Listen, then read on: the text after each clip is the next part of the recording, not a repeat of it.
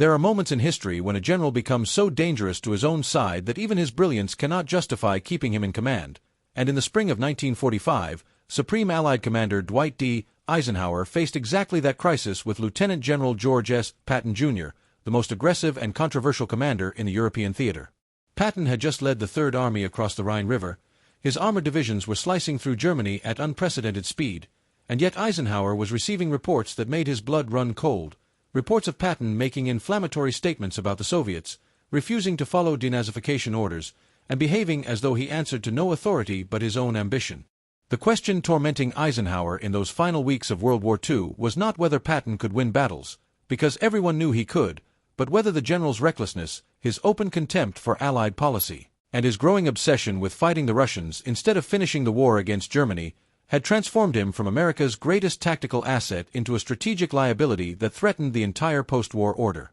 What Eisenhower said and did in response would reveal the agonizing conflict between military necessity and political reality, between loyalty to a subordinate and responsibility to a coalition, between the demands of war and the requirements of peace. This was not a simple story of a commander relieving an insubordinate general. It was a complex drama of two men who had fought side by side from North Africa to Germany, who respected each other's abilities even as they clashed over fundamental questions of strategy, diplomacy, and the moral obligations of military power in a world struggling to emerge from the nightmare of total war. If you've ever wondered what really happens when a brilliant military leader becomes too dangerous to keep in command, when talent collides with insubordination and victory becomes entangled with political disaster, then subscribe to this channel right now because we're diving deep into one of the most dramatic confrontations in military history. And you'll want to hit that like button so more people can discover these untold stories of leadership under impossible pressure. Share this video with anyone fascinated by World War II, by the tensions between military genius and political reality,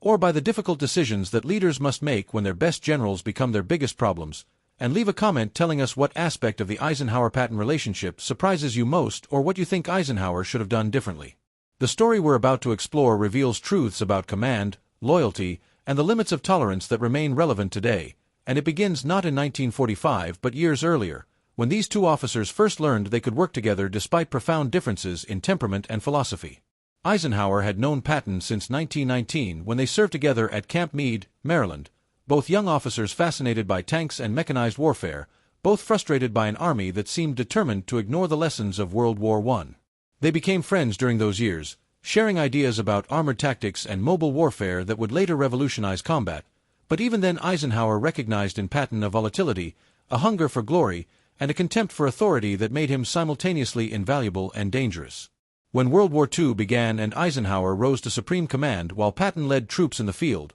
their relationship evolved into something more complex than friendship, a partnership built on mutual respect and mutual frustration, on Eisenhower's need for Patton's aggressive instincts and Patton's dependence on Eisenhower's protection from the consequences of his own behavior. The first major crisis came in August 1943 in Sicily, when Patton slapped two soldiers suffering from combat exhaustion at evacuation hospitals, calling them cowards and threatening them with execution, incidents that occurred on August 3rd at the 15th Evacuation Hospital and August 10th at the 93rd Evacuation Hospital. When news of these incidents reached Eisenhower through medical channels and eventually the press, he faced a decision that foreshadowed the dilemmas of 1945, whether to relieve Patton and lose his most aggressive battlefield commander or protect him and risk appearing to condone brutality toward soldiers suffering psychological wounds. Eisenhower chose a middle path, forcing Patton to apologize to the soldiers, the medical staff, and every division of the 7th Army, a humiliating penance that kept Patton in uniform but sidelined him for months while other generals led the invasion of Italy.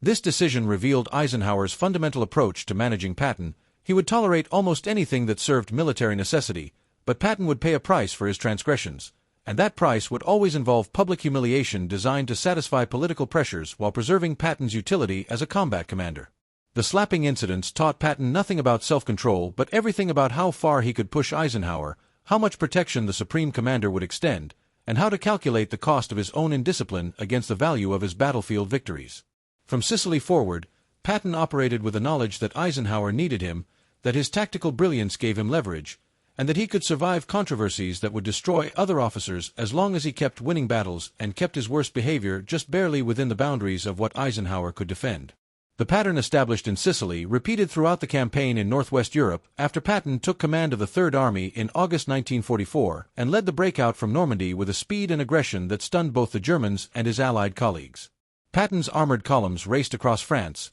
covering distances that military planners thought impossible, liberating vast territories with minimal casualties through sheer velocity and audacity, demonstrating the vindication of every theory about mobile warfare he and Eisenhower had discussed 25 years earlier at Camp Meade. But with each victory came new controversies, new complaints from British commanders about Patton's insubordination, new incidents of Patton ignoring supply priorities, diverting fuel meant for other armies, attacking in directions he had not been authorized to attack, and making public statements that embarrassed Eisenhower and infuriated the combined chiefs of staff. In September 1944, when Eisenhower ordered a broad front advance that gave priority to Field Marshal Bernard Montgomery's drive into the Netherlands, Patton openly defied the strategy, continuing to attack eastward toward the German border until his tanks literally ran out of gasoline, then claiming he could have ended the war months early if Eisenhower had given him the supplies instead of Montgomery. Eisenhower tolerated this insubordination because Patton's aggressive posture kept German forces off balance, because the American public adored Patton's swashbuckling image,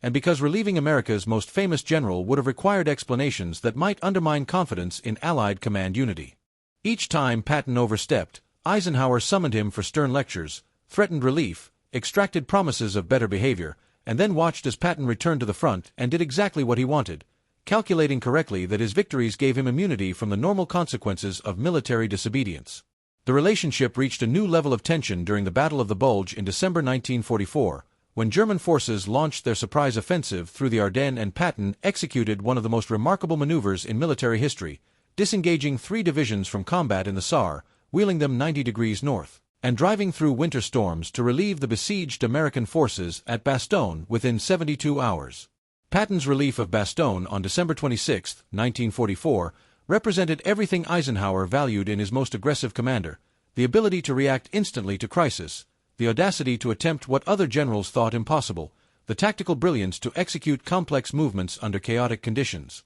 and the sheer force of will to drive exhausted soldiers beyond normal human limits to achieve strategic objectives. For a few weeks after Bastogne, Eisenhower and Patton enjoyed their closest relationship of the war, united in common purpose, vindicated in their shared vision of mobile warfare, celebrating a victory that only Patton could have achieved with such speed and decisiveness. But the harmony proved temporary because Patton could not accept the limited objectives Eisenhower assigned once the German offensive was contained, could not understand why Eisenhower refused to let him race immediately toward Berlin, and could not remain silent about his conviction that Allied strategy was fundamentally wrong, too cautious, too political, too concerned with Soviet sensibilities, and insufficiently focused on destroying the German army and occupying as much German territory as possible before the Russians arrived. What Eisenhower heard from Patton in early 1945 was not just military disagreement but something more troubling: a general who had stopped seeing the war as a coalition effort against Nazi Germany and started seeing it as a competition with the Soviet Union,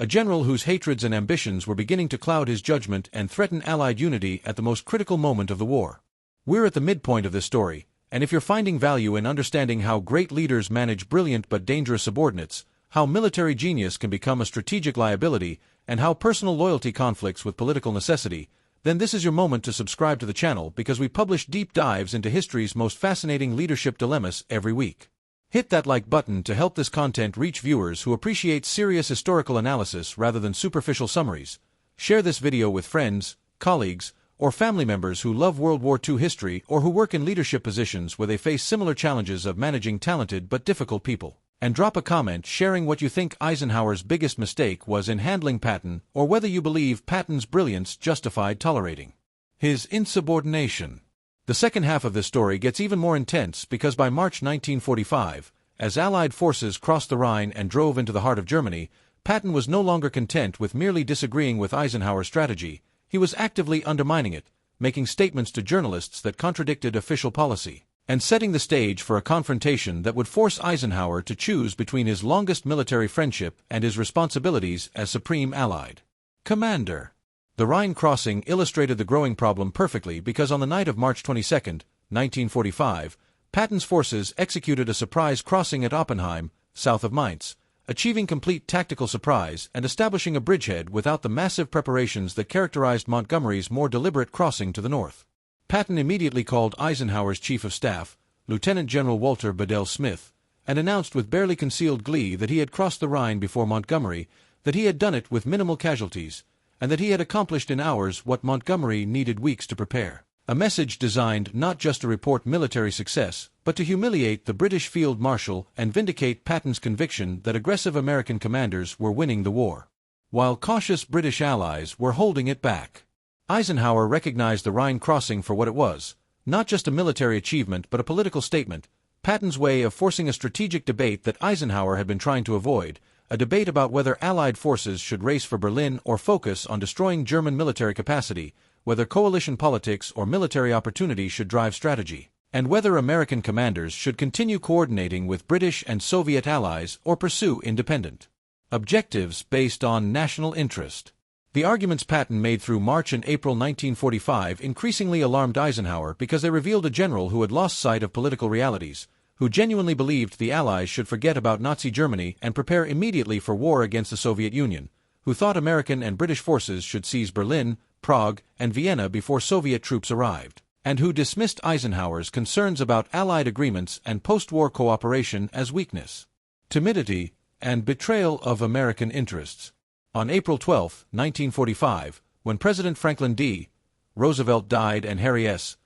Truman assumed the presidency, Patton saw an opportunity to push harder for a more aggressive strategy, believing that Truman might be more sympathetic to his views than Roosevelt had been. But what Patton failed to understand was that Eisenhower's strategy was not personal preference but carefully coordinated policy developed in consultation with the combined chiefs of staff, the President, Prime Minister Winston Churchill, and Joseph Stalin. Eisenhower had decided weeks earlier that Berlin was not worth the casualties it would cost to capture, that Soviet forces were better positioned to take the German capital, that American lives should not be spent on objectives the Soviets would control anyway under agreed occupation zones, and that the priority should be destroying German military forces in southern Germany to prevent any last stand in the mythical Alpine redoubt that intelligence agencies feared might prolong the war. Patton rejected this reasoning completely, publicly and privately, in conversations with journalists, in meetings with other generals, and in his diary, where he wrote with increasing bitterness about Eisenhower's refusal to let him race to Berlin, Prague, and Vienna, about the stupidity of cooperating with the Soviets, and about his conviction that the real war was only beginning now that Germany was defeated. The breaking point came not over strategic disagreements but over Patton's refusal to follow basic occupation policies, particularly denazification orders that required removing Nazi party members from positions of authority in captured German towns and cities. Throughout April and May 1945, as Germany collapsed and surrendered unconditionally on May 8, reports reached Eisenhower's headquarters that Patton was ignoring denazification orders, arguing that experienced German administrators were necessary to prevent chaos regardless of their Nazi party membership, and that removing competent officials because of political affiliation was idiotic when the real enemy was the Soviet Union. Eisenhower tried private conversations, stern warnings, and explicit orders, but Patton either could not or would not understand that denazification was not a military preference but Allied policy determined at the highest political levels, that it reflected fundamental war aims about eliminating Nazi ideology from German society, and that American generals did not have the authority to ignore it based on personal disagreement with its wisdom. When Patton gave a press conference on September 22, 1945, in which he compared Nazi party membership to membership in the Democratic or Republican parties, suggesting it was simply routine political affiliation that should not disqualify Germans from public service, Eisenhower had finally exhausted his patience and his options for protecting his most famous subordinate. The statement comparing the Nazi Party to American political parties detonated like a bomb in Washington, London, and Moscow, vindicating everyone who had argued that Patton was a dangerous loose cannon, confirming Soviet propaganda about American tolerance for fascism, and creating a political crisis that Eisenhower could not contain through private discipline or public explanations. Within hours of the press conference, reporters were demanding to know whether Patton's views represented American policy, whether Eisenhower endorsed this interpretation of denazification, and whether the general who had fought across Europe to defeat Nazism now thought Nazi party membership was morally equivalent to ordinary political affiliation. Eisenhower called Patton to his headquarters and delivered what witnesses described as the sternest reprimand any officer had received from the normally mild-mannered Supreme Commander, making clear that Patton had not just violated orders but had undermined fundamental Allied war aims, damaged American credibility, and made Eisenhower's position as theater commander untenable if Patton remained in a position where he could continue making such statements. The conversation was private, but its outcome was swift and public, on October 7, 1945, Eisenhower announced that Patton was relieved as commander of the Third Army and reassigned to lead the 15th Army, a paper command with responsibility for writing the history of the European campaign but with no operational forces and no authority over occupation policy. The relief was framed as a routine reassignment, but everyone understood its true meaning. Eisenhower had finally concluded that George Patton, the general who had saved the Third Army at Bastogne, who had raced across France faster than any commander in history, and who had been America's most aggressive and successful battlefield leader, had become too dangerous to keep in a position of real authority. What Eisenhower said publicly about the relief was carefully calibrated to protect both men's reputations while making the change irreversible, praising Patton's combat record, acknowledging his contributions to Allied victory, but making clear that the qualities that made him brilliant in war made him unsuitable for the political complexities of occupation and peace. Privately, Eisenhower's comments to staff officers and in letters to Chief of Staff George Marshall revealed his anguish over the decision, his recognition that he had lost a friend as well as a subordinate, his awareness that Patton would never forgive the humiliation, and his certainty that he had no other choice given Patton's refusal to accept the constraints that coalition command and occupation responsibilities imposed on American generals. Eisenhower knew that Patton saw the relief as betrayal, as proof that political considerations had triumphed over military merit, as evidence that Eisenhower cared more about appeasing the Soviets and satisfying Washington politicians than about loyalty to the general who had won battles when other commanders hesitated. But Eisenhower also knew something Patton either could not or would not acknowledge, that World War II had been a political war from the beginning, that military strategy had always been subordinate to political objectives, that the coalition that defeated Nazi Germany required compromises and discipline that talented individualists like Patton found intolerable, and that the price of victory included accepting limits on American unilateralism that Patton's generation of officers had never before encountered. The relief of Patton was not about one press conference or one policy disagreement, but about the fundamental tension between military excellence and political reliability, between the demands of coalition warfare and the instincts of aggressive nationalism, between the leadership required to win battles and the different leadership required to win peace. The tragedy of the Eisenhower-Patton relationship was that both men were right within their own frames of reference and both were essential to Allied victory, yet ultimately incompatible in their visions of what that victory should achieve and how American power should be exercised. Patton was right that Soviet expansionism would dominate post-war geopolitics, right that compromises made to maintain the Allied coalition would create problems for decades, right that American military power was at its zenith in 1945 and would never again have such overwhelming advantage, and right that opportunities existed in the spring of 1945 that would never return. But Eisenhower was equally right that coalition warfare required political discipline as much as military skill, right that unilateral American action would have shattered the alliance when Germany was not yet defeated, right that occupation policy could not be made by individual generals based on personal convictions about denazification's wisdom, and right that democracy requires civilian control over military power even when military leaders believe political decisions are strategically wrong. The collision between these two correctnesses, between Patton's vision of American military supremacy unrestrained by political compromise and Eisenhower's vision of American leadership exercised through coalition discipline and respect for agreed policies, was inevitable once the war moved from fighting Nazi Germany to managing the peace. Patton never forgave Eisenhower for the relief, spending his final months writing bitter diary entries about betrayal and political corruption, planning a return to America where he hoped to vindicate his views through public advocacy, and dreaming of a political career where he could fight the battles over Soviet containment and American assertiveness that he believed Eisenhower had abandoned. None of those plans materialized because on December 9, 1945, Patton was critically injured in a car accident near Mannheim, Germany, and died 12 days later on December 21, never returning to the America he wanted to warn about Soviet threats and timid leadership. Eisenhower's handling of Patton offers lessons that transcend their specific historical moment because the dilemma of managing brilliant but insubordinate talent, of balancing military effectiveness against political reliability, of deciding when genius becomes liability appears in every organization, every institution, and every leadership challenge. Eisenhower demonstrated that even the most valuable subordinate must operate within boundaries, that talent does not exempt anyone from discipline, that organizations cannot function when individuals decide which policies they will follow based on personal agreement with those policies, and that leaders sometimes must sacrifice short-term effectiveness to preserve long-term institutional integrity. But Eisenhower also demonstrated the costs of such decisions, the loss of capabilities that only certain individuals possess, the damage to relationships built over decades, the risk that discipline meant to preserve order might eliminate the creativity and aggression that organizations need to succeed, and the possibility that the difficult subordinate might be right about strategic questions even while being wrong about professional conduct. The story of what Eisenhower said when Patton became a strategic risk rather than an asset is ultimately a story about the loneliness of command,